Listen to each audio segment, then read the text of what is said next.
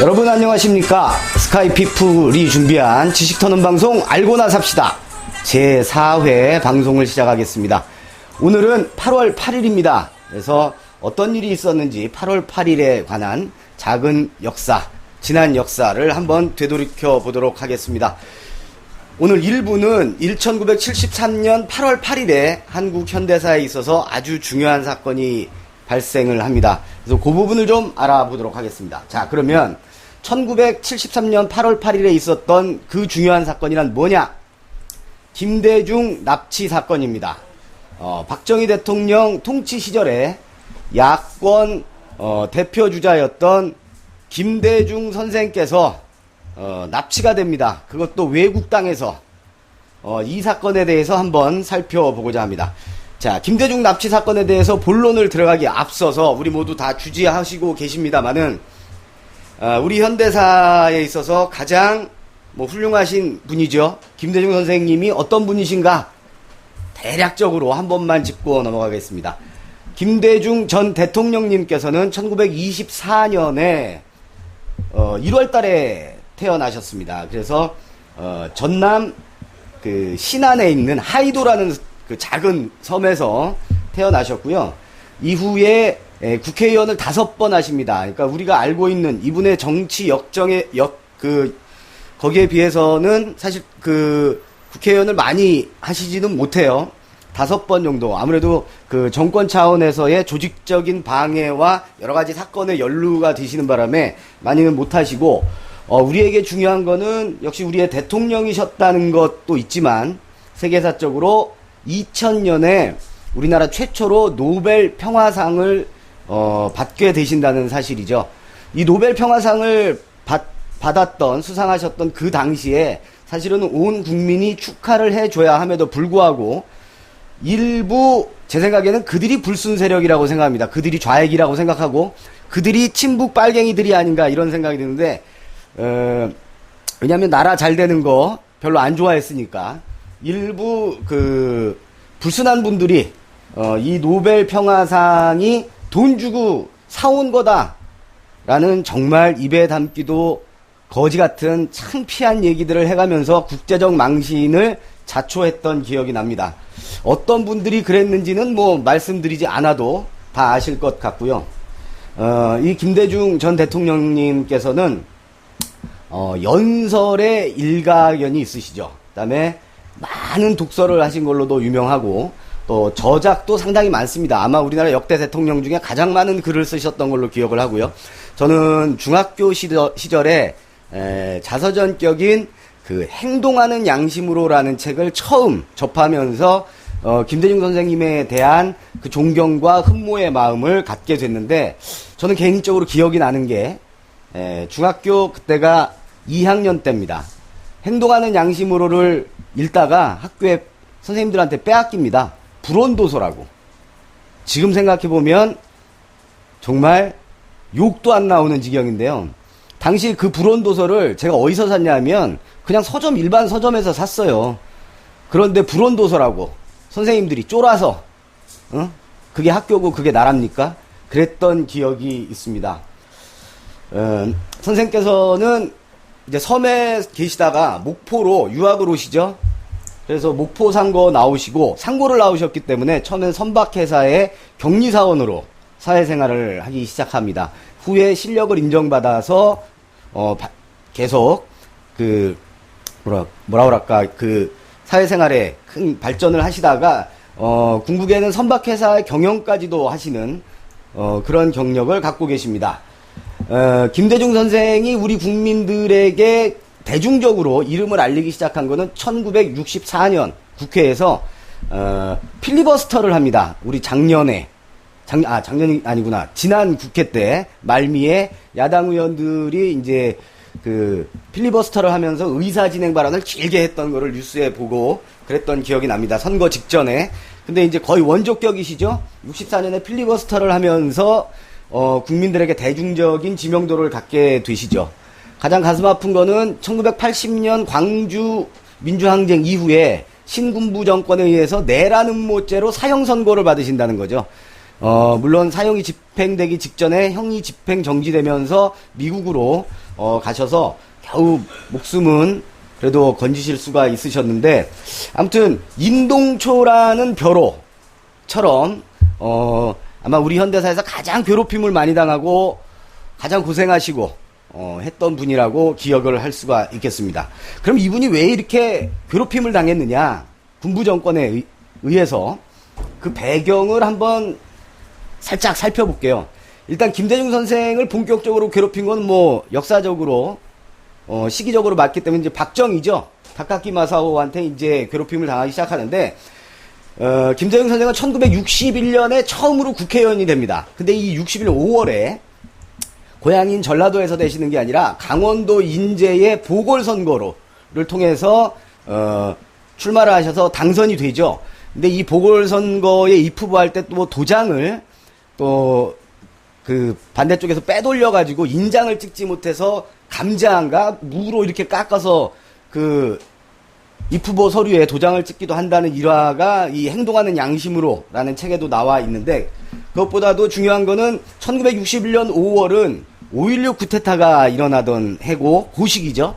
그래서 국회의원으로 당선이 되자마자 5.16 군사정권이 했던 가장 첫 번째는 국회를 해산해버리는 거죠. 그러니까 당선이 됐는데 국회의원을 못 해봐요. 이때 이제 국회에 가셔가지고 군인들하고 싸우죠. 등록을 하게 해달라. 그랬더니 군인들이 이 국회는 이미 해산이 됐다.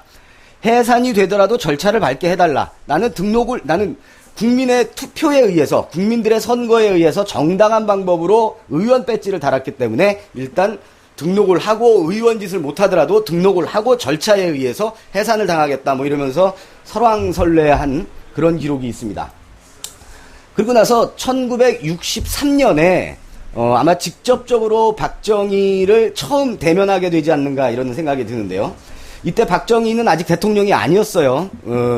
그 의장 시절에, 그러니까 쿠데타를 일으키고 이제 그 혁명정부 의장 시절에 민정이양을 약속을 하면서 뒤로는 이제 이 혁명 실세들이 공화당을 창당을 합니다. 공화당. 이 공화당이 쭉 가서 그 공화당이 사실은 뿌리가 돼서 우리가 알지만 신군부 시절에 민정당이 되는 거고, 그 다음에 뭐 신한국당 되는, 민자당 됐다가 신한국당 됐다가 그 다음에 한나라당 됐다가 새누리당 되는 거죠.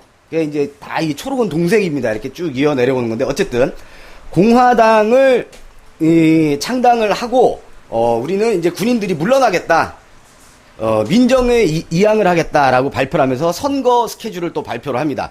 근데 이게 말이 민정 이양이지 지들이 다 군복 벗고 나와가지고 대다수가 쿠데타 세력들이 군복 벗고 나와가지고 국회의원 출마하는 거예요. 그러니까 눈 가리고 아웅이죠. 근데 이때 그런 짓만 한 게 아니라 당시 야당 의원들을 법으로 다 손발을 묶어버립니다. 정치활동 금지법 이래가지고 다 묶어버려요.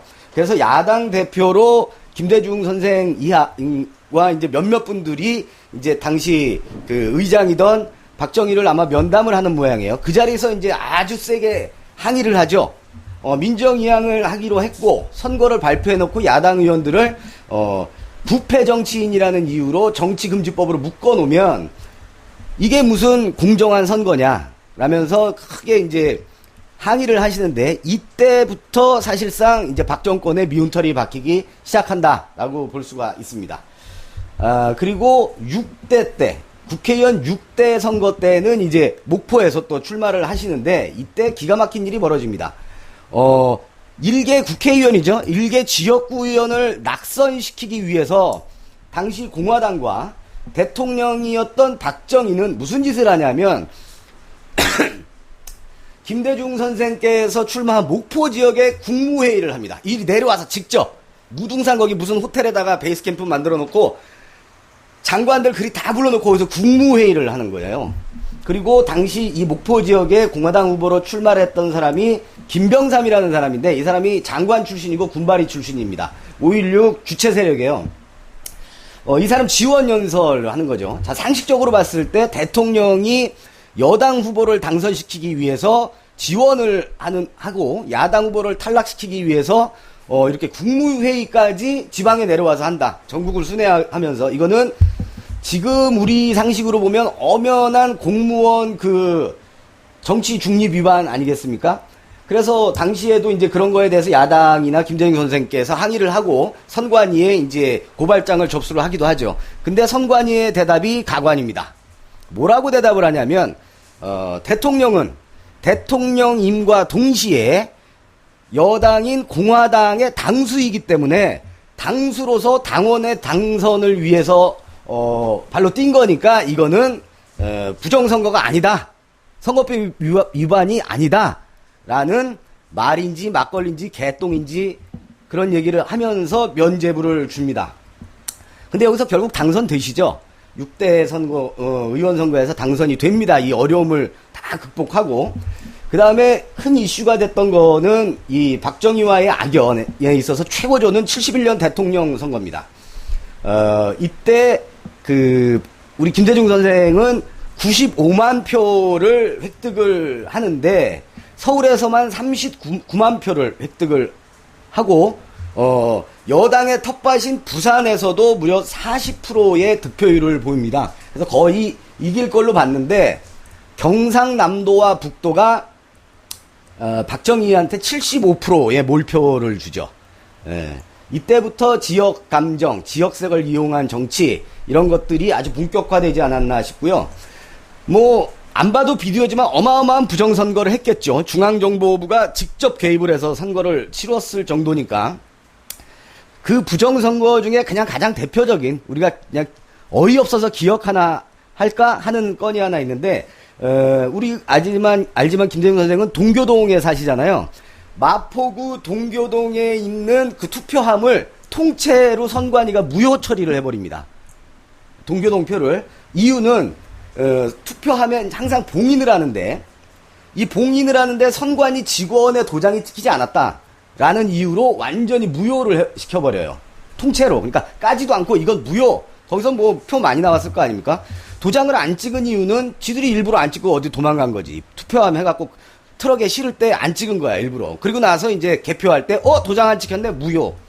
선생님 사시던 동네 투표함을. 이런 어이없는 일이 벌어져서, 결국은 이제 대통령이 되시지 못하고 온갖 부정을 저지른 박정희 정권이 다시 한번 재집권을 하고, 그리고 나서 이듬해 바로 그 악명 높은 10월 유신을 단행을 하게 되는 겁니다. 이 10월 유신 때 이제 그 유력 야권 정치인들은 아무래도 상당히 위협을 느꼈을 거고, 바로 1년 전에 정치적 위협이 됐던 김대중을 박정권은 가만히 놔두지 않을 걸로 예상을 하시고, 가진 협박과 뭐가 있었겠죠. 미국으로 망명을 하십니다. 일본 거쳐서 미국으로. 그래서 거기서 한민통이라는 이제 놈들은 그걸 반국가단체라고 하는데, 한민통은 반정부단체죠. 우리가 지금도, 특히 우리 어르신들 이거 헷갈리시면 안 되는데, 반정부와 반국가는 완전히 다릅니다. 반정부는 지금의 정권을 반대하는 거고, 반국가는 적대시하는 거기 때문에 절대로 당시에 김대중 선생뿐만 아니라 그 이후에 반국가단체로 찍혀서 잡아가고 사형당했다가 나중에 아니라고 하고, 이 모든 분들은 단 한 번도 반국가를 해본 적은 없습니다. 반정권 했던 거죠. 군부 독재니까. 그래서 이제 일본을 거쳐서 미국으로 가십니다. 그러던 어느 날 중앙정보부의 첩보망에 의해서 이 김대중 선생께서 외국에 망명을 해서 이제 계속 유신 반대 성명도 발표하고 하죠. 눈에 가시가 됩니다. 망명 정부를 만들 거다라는 그런 이제 그 정보가 입수가 됩니다. 그래서 당시 대통령이던 박정희가 짜증을 내죠. 자기 오른팔 왼팔들 불러다가. 그때 이제 중앙정보부장이 이후락이라는 사람이에요. 이후락한테 막 짜증을 냅니다. 응? 야, 이 새끼들 뭐 어떻게 좀 해봐라. 나 얘 때문에 아주 막 이렇게 되는 겁니다. 자, 큰형이 짜증을 내니까 오른팔을 자처하던 동생이 어떡하겠습니까? 이거 어떻게 해드려야겠다. 안 되겠다. 정말 망명정부라도 만드는 날에는 큰일 난다. 라고 해서 이제 공작에 들어갑니다. 김대중을 제거하기 위한 공작. 그래서 이 공작을 훗날 이제 그 KT 공작이다 이렇게 명명이 돼 있었던 것들이 이제 알려지죠. 자, KT 공작이 이렇게 시작이 됩니다. 이후락은 당시 해외 사업을 담당하던 차장 이철이라는 사람을 불러서 이 공작을 지시합니다. 근데 이철이라는 사람이 또 우리의 현대사에 또 자주 등장을, 거지 같은 일로 등장을 했던 분인데, 결론적으로 말씀드리면 전두환의 마누라인 턱주가리 이순자의 작은아버지입니다. 군 출신이죠. 이철이가 당시에 이제 해외 담당 차장이었어요. 중앙정보부에 불러다가 KT 공작을 이제 중앙정보부장이 지시를 하게 되는 거죠. 그래서 호시탐탐 노리고 있던 어느 날, 그러니까 73년 7월에 미국에 있던 김대중 선생이 일본을 방문한다는 소식이 전해집니다. 이유는 일본 내에도 아까 말씀드렸던 정권 조직인 그 한민통을 결성하기 위해서, 한민통 일본 지부를 결성하기 위해서 일본으로 오신다는 첩보를 입수하고 이제 그때 일을 저지르기로 하죠.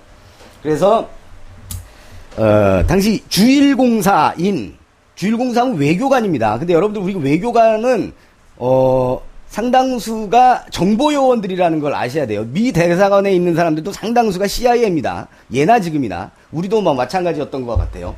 주일공사의 김기환이라는 분이 있는데, 김기환, 이름 석자 기억하십시오. 김기환. 자, 이 양반이 이제 행동대장이 되는 거죠. 이 김기환 씨가. 그래서 이제 주일공사에서 회의를 해요. 자, 김대중이 오면 이분을 어떻게 정리를 할까? 어떻게 죽일까? 어떻게 납치할까? 회의를 하는데 별의별 얘기가 다 나오죠. 야쿠자를 동원하자. 왜냐면 우리끼리 한 거가 나중에 밝혀지면 난처하니까, 정권이 난처하니까 야쿠자가 이 일을 저지른 거로 하자. 라는 작전을 세우기도 하고. 근데 이제 야쿠자가 어떤 형태로든 우리하고 이해관계가 없으니까 돈 받고 하는 거 아니겠어요? 그랬다가 나중에 체포라도 되면 솔직히 얘기해버리면 이게 이제 더 망신이고 더 큰일 나는 거 아닙니까? 그래서 그건 없었던 걸로 하고. 자, 아무래도 이거는 비밀 유지를 위해서라도 우리들이 직접 해야겠다라는 결론을 내립니다. 당시에 주일공사 직원들이. 근데 전문가를 쓰기에도 상당히 부담스러운 거야.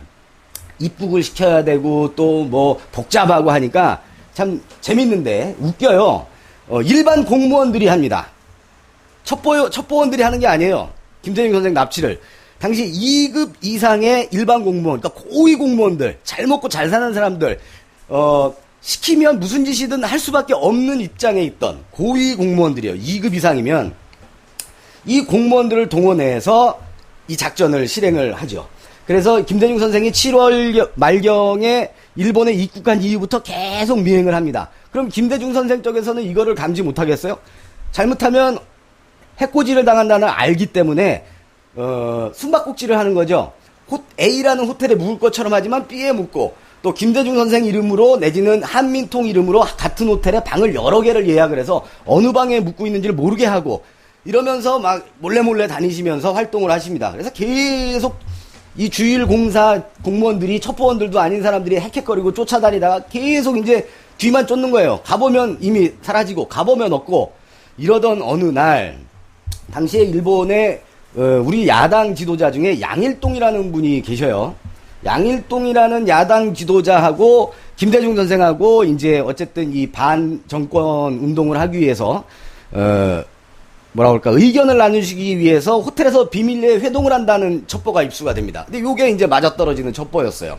그래서 당시에 동경 그랜드 팔레스라는 호텔로 갑니다. 그래서 방에 나누어서 공무원들이 숨어 있다가 그러니까 둘이 이제 미팅을 마치고, 회담이라기보다는 미팅을 마치고 나오는 김대중 선생의 입을 이제 그 무슨 영화처럼 그 마취제 이렇게 해가지고 이렇게 막아가지고 자기들이 묵고 있던 방으로 끌고 들어가죠.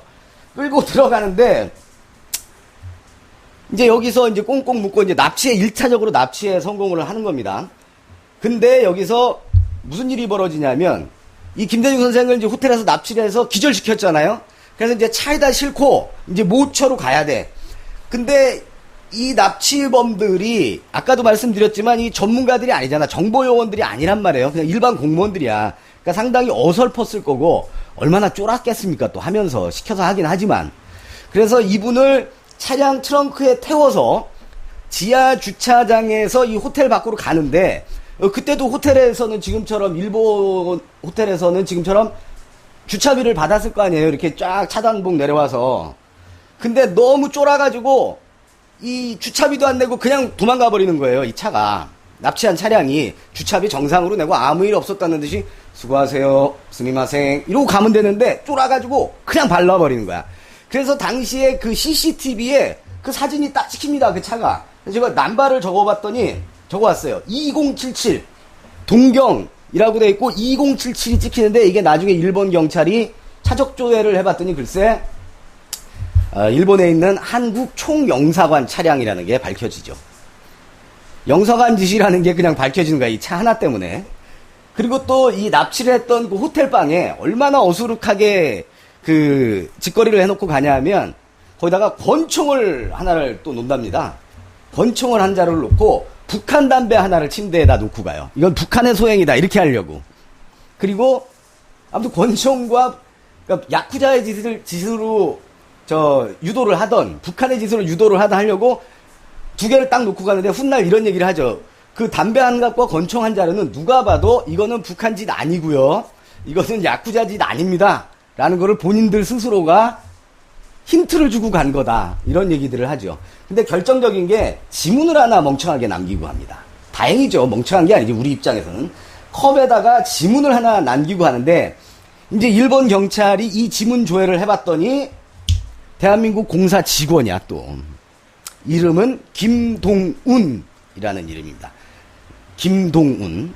그래서 이제 어쨌든 아무리 남한의 그 군사 정권이 한 짓이 아니라고 얘기를 하려고 해도 이렇게 자꾸 툭툭툭툭 증거들이 불거지는 그런 상황이었던 겁니다. 자, 일단 그 2077 뒷트렁크에 실린 김대중 선생은 그 동경에서 오사카, 별로 가까운 거리가 아니거든요. 오사카까지 이제 끌려갑니다. 그리고 끌려갔던 곳이 오사카 총영사의 집이에요. 우리나라 총영사, 외교관 집이라는 거예요.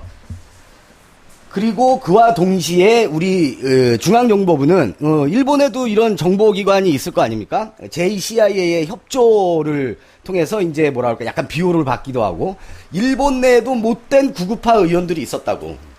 이 의원들이 또 비호를 해주기도 하고 그래서 어쨌든 잘 피해 가는 겁니다. 경찰의 어떤 검문도 있었을 거고 그러니까 잘 피해 가서 오사카까지 갔고 또 오사카에서 이제 배를 태우죠. 김대중 선생 기억에 의하면 그 회고록에도 나옵니다만 처음에는 요트에 태운답니다.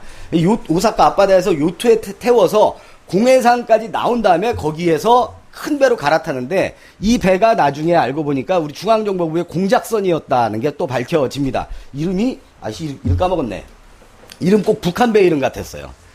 그 공작선으로 옮겨 타게 되는 겁니다. 그래서 이제 공해상을 통해서 국내로 끌려오고 있어요. 갑판 밑에 다 묶이고 이렇게 입 가려가지고 끌려오고 있는데 갑자기 일본의 비행기가 한 대 뜹니다. 일본 자위대에 초계 비행기가 하나 뜨는 거죠. 이 배가 어떤 배인 걸 안 거야.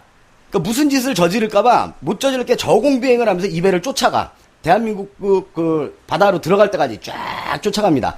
이게 무슨 일이냐, 이제 이것 때문에 김대중 선생님이 극적으로 살게 되는데, 자, 그러면, 김대중 선생이 오사카에 가서 요트 타고 공작선으로 옮겨 타는 그 동안에, 우리나라에선 무슨 일이 일어나느냐. 일단 가장 중요한 거는 미국이 벌써 이 첩보를 입수합니다. 중앙정보국에서 김대중을 납치했다라는 첩보를 입수하고, 당시 미 대사하고 우리나라에 와 있던 그 CIA 지부장하고 회의를 해요. 한국 지부장하고. 그때 대사가 하비브라는 미국 대사, 그레그라는 그 CIA 한국 지부장하고 회의를 하는데 재밌는 건 이 그레그가 나중에 또 우리나라 대사가 됩니다. 우리나라에 와 있는 그 미 대사들은 항상 한국 대사가 되기 전에 대부분이 CIA 한국 지부장을 거칩니다. 정통 외교관이 아니라 다 정보요원들이 와서 우리나라 대사하는 겁니다. 지금 와 있는 그 두산 좋아하는 대사는 잘 모르겠는데 그 전 대사까지도 그랬어요. 그래서 특히 이때는 더 했겠죠. 이 둘이 회의를 하는데 결론적으로 이대로 김대중을 살해당하게 하지 않기로 이들이 이야기를 합니다. 근데 왜 그러냐면 나중에 이유는 나중에 살짝 나와요. 이 하비브 대사가 그런 얘기를 하죠. 한국에 한 세력 정도는 박정희와의 대항마가 필요하다. 박정희 혼자 모든 걸 하게 해서는 안 된다. 그래서 나는 그 세력을 키우기 위해서라도 김대중의 죽음을 막았다라는 얘기를 나중에 하비부 대사가 비공식 채널을 통해서 하게 되죠. 당시 박정희는 독재를 하면서 또 미국하고도 사이가 안 좋았었으니까 아마 핵 개발도 하려고 하고 무화꽃이 피었습니다. 그런 것도 소재화돼서 그 문학으로도 나오지 않습니까? 어쨌든 미국의 말을 또 그렇게 호락호락하게 듣지는 않았어요. 박정희가. 그래서 이제 그런 견제 세력 때문에 그랬다라는 뒷얘기가 있는데 어쨌든 그 다음날 납치가 된 그 다음날 하비부 대사가 바로 박정희 대통령 뺍시다. 박정희를 만나러 갑니다. 박정희를 만나러 가서 면담을 하죠. 니들이 그랬다며? 바로 그랬더니 박정희는 시침 뻑 떼죠. 제가요? 이 양반들 나 안 그랬어. 왜 이러지? 이게 또 중정 이 새끼들이 또 오버한 거 아니야? 하고 그 자리에서 이제 중앙정보국의 이유락이한테 전화를 하겠죠. 임자 왜 오버하고 지랄이야? 했겠죠. 이제 미 대사 앞에서.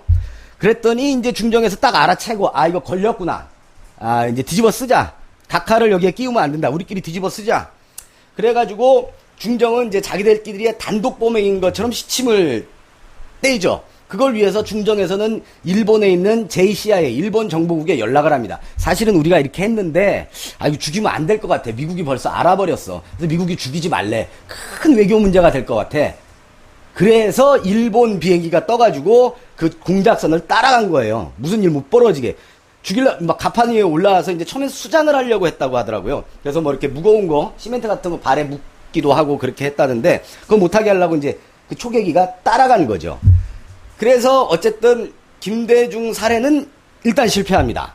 그래서 일단은 국내로 끌고 오죠. 그러니까 8월 8일 날 납치가 돼서 8월 10일 날 김대중 선생이 부산에 도착을 합니다. 자, 이때 한번 또 장난을 칩니다, 얘들이. 무슨 장난을 치냐면, 김대중 선생을 납치해다가 다시 한번 기절시켰다가 깨웠다가 뭐 이러다가 김대중 선생의 증언에 의하면, 기절했다 깼더니 어떤 청년들이 딱 까만 양복을 입고 그 앞에 딱 서서 당신은 왜 반국가 행위를 하느냐? 왜 외국에 나가서 나라를 욕하고 다니느냐? 당신이 하도 그런 반국가 행위를 해서 우리는 당신을 잡아왔다. 그래서 김대중 선생이 니들이 누구세요? 그랬더니 이놈 새끼들이 뭐라고 했냐면 애국청년 구국대다 이렇게 얘기를 했답니다. 애국청년 구국대. 있지도 않은 조직이죠. 그러니까 중앙정보부가 하지 않았다라는 걸 또 어떻게 지금 이렇게 아웅 한번 해보려고 애국청년 구국대라고 이렇게 얘기를 했대요. 우리는 애국청년 구국대야. 너 왜 반국가해? 그랬더니 김대중 선생님께서 나는 반국가를 하고 있는 게 아니라 독재를 하고 있는 반박정희를 하고 있는 거다. 이렇게 이야기를 했다는 거죠. 답변을. 또 달변이시니까 어쨌든 뭐 힘들고 그랬지만 잘 말씀을 하셨겠죠. 어쨌든 이 청년 구국대들이 그래서 결국 김대중 선생을 해하지는 못하고 다시 기절을 시켜서 차에 태워가지고 또 어디론가 출발을 합니다. 그게 이제 나중에 알고 보니까 결과적으로 서울로 올라온 거예요. 그리고 나서 그게 8월 10일이야.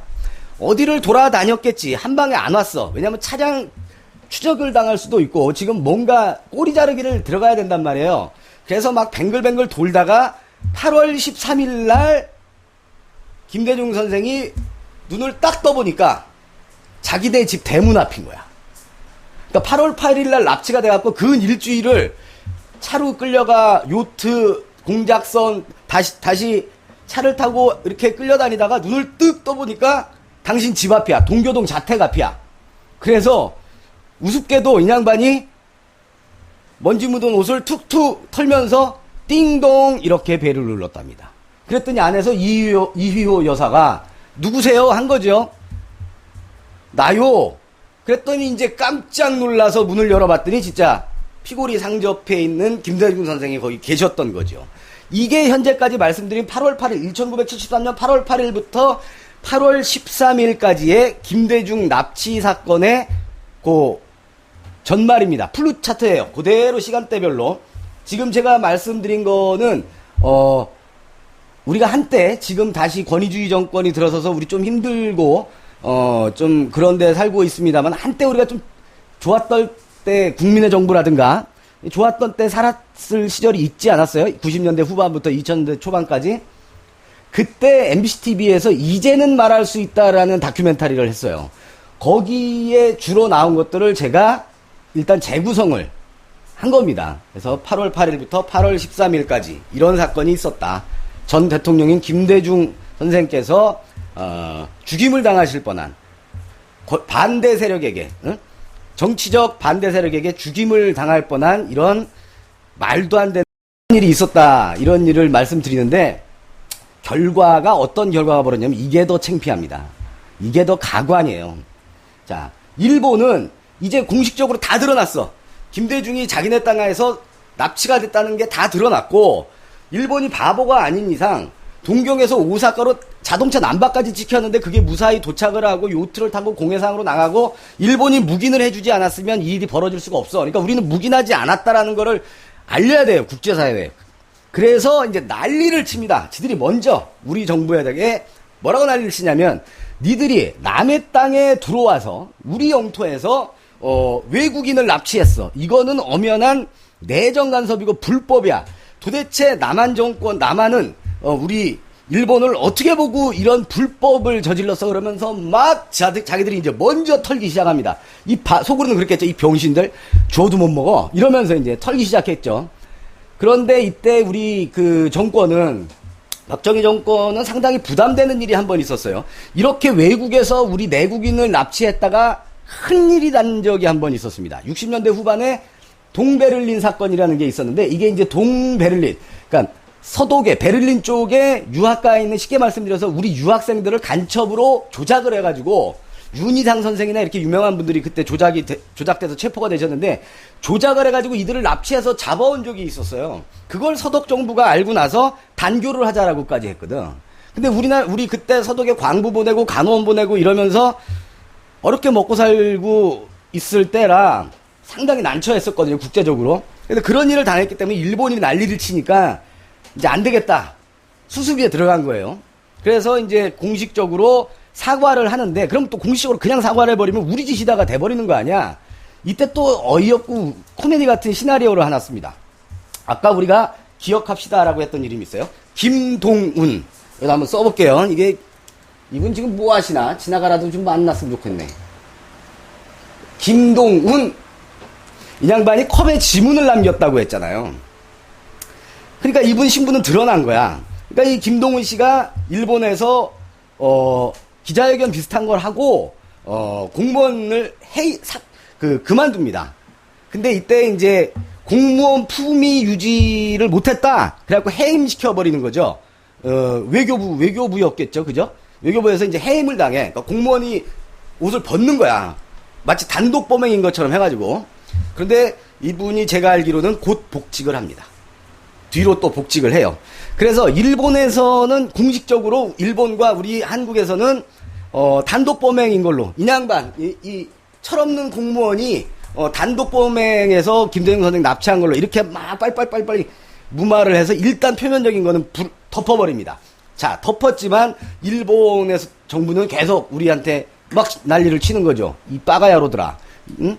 줘도 못 먹냐? 그러면서 어쨌든 니네 때문에 우리가 개망신 당한 거야. 우리가 국제적으로 묵인을 해준 거고 비호했다는 거는 짐작할 수가 있으니까 막 난리를 치니까, 당시에 우리가 쪽팔리게 사과를 하러 갑니다. 일본에. 당시에 일본 수상이 다나카였었는데, 다나카가 하도 지랄을 하니까 당시 국무총리였던 김종필 JP가 대표로 일본에 사과를 하러 갑니다. 그래서 훗날 드러난 거긴 합니다만은, 이때 그냥 가는 게 아니요, 선물을 가져가. 돈을 가져갑니다. 돈을 가져가서 다나카 수상의 그 계파 정치인들한테 정치 자금을 줘요. 그러니까 다나카를 직접 줄 수는 없잖아. 그러니까 동생들 돈 나눠주는 거야. 근데 그때 얼마를 가지고 갔냐면 20억을 갖다 줬답니다. 당시 돈 20억. 이게 지금으로 환산하면 한 200억이 넘는 돈입니다. 200억을 갖다 주는데, 이걸 또 김종필 아저씨가 주머니에 넣고 갈 수는 없잖아. 그러니까 당시에 한진그룹, 대한항공하는 한진그룹이요, 땅콩 안 준다고 뒤로 돌아 한 한진그룹을 통해서 비자금 20억을 조성케 하고, 그 돈을 일본 당시 자민당 다나카 계파 소속 의원들에게 정치 자금으로 제공을 합니다. 이게 끝이 아닙니다. 당시에 있었던 이야기들을 써놓은 회고록 내지는 그런 그 책들이 되게 많은데 그 중에 나오는 한 기록에는 돈 외에 이거 진짜 승질나는 건데요. 여자를 데려갑니다. 여성 5명을 데려간답니다. 기생이라고 표기를 하는데 당시 우리가 기생관광 이런 거 일본 사람들한테 많이 해가지고 뭐 그럴 때거든요. 아주 그 흑역살 때인데 글쎄 기생 5명을까지 데려가서 거기서 그 다나카 수상 계열 돈도 주고 거기서 술 한잔 먹고 향응을 제공하는 거죠. 이게 무슨 개망신입니까? 이들이 이런 족속들이니 무슨 말도 안 나오네. 정신대 할머니들을 어떻게 그죠? 그런 거를 해결할 수가 없는 태생적 한계를 갖고 있는 그들이었겠죠? 무지무지하게 창피한 겁니다. 내가 남의 집 가가지고 사고 친 거야. 그러니까 쉽게 말해서 옆집 마루에 가가지고 사고를 치고 온 거야. 그것도 이제 우리 식구, 우리 가족이 거기 있는데 내 마음에 안 든다고 가고 남의 집 마루에 가서 얘를 때렸어. 얘를 때리다가 마루에 있는 뭐 화분도 좀 깨고 했겠죠? 그러니까 그 화분값도 가져가고, 그 다음에 그 옆집 아저씨, 주인집 아저씨한테 술 좋아하시고 여자 좋아하시니까 그러면서 글쎄, 내가 보도 불러갖고 데리고 간 거예요. 근데 그 보도가 그냥 보도가 아니라, 이렇게 생각하면 되겠네. 우리 국민이었으니까 우리 집 식구 중에 여자 데리고 간 거예요. 여동생일 수도 있고 딸일 수도 있고 고모일 수도 있고 이모일 수도 있는 겁니다. 이게 뭔 개지랄입니까? 예? 김대중 선생님을 납치한 거보다는 사실은 이 부분에 있어서 저는 자료조사를 하면서 오늘 여러분들하고 얘기를 하려다가 더 승질이 나더라고. 날도 더운데. 아무튼 그랬대요. 그리고 아까 말씀드린 대로 미국은 지속적으로 언제 문제를 일으킬지 모르는, 또 언제 정권에서 하야할 수도 있는, 워낙 국민들이 당시에 이게 이제 포괄적인 독재로 정권을 유지하고 있다는 걸 미국이 알고 있으니까 언제 내쫓길지 모른단 말이야. 그러니까 언제든 박정희의 대한 세력을 갖고 있어야 돼. 그래서 김대중 선생의 구명에 힘을 썼다라는 기록이 남아 있고요. 이 일이 뭐 당시 제어된 언론 분위기 속에서 바로 뭐 뉴스화되고 국민들이 알 수 있었겠어요? 그냥 아름아름 전달이 되고 외신을 통해서 들어오고 했겠죠. 그러면서 국민들이 점차 알게 되면서부터 유신 반대 운동이 극렬하게 일어납니다. 그래서 박정권에게 어마어마한 부담을 준 그런 사건이 바로 1973년 8월 8일에 있었던 사건이라는 것 우리가 기억하면서 스카이피플 알고나 삽시다 8월 8일 1부를 마치도록 하겠습니다. 이어서 바로 2부 올림픽 얘기 좀 할게요. 2부 하겠습니다. 근데 여러분 잊지 마십시오. 기생 데려갔답니다. 창피해 죽겠어 씨발. 괜찮아. 이건 이제 녹화니까 이따 끄는 거지.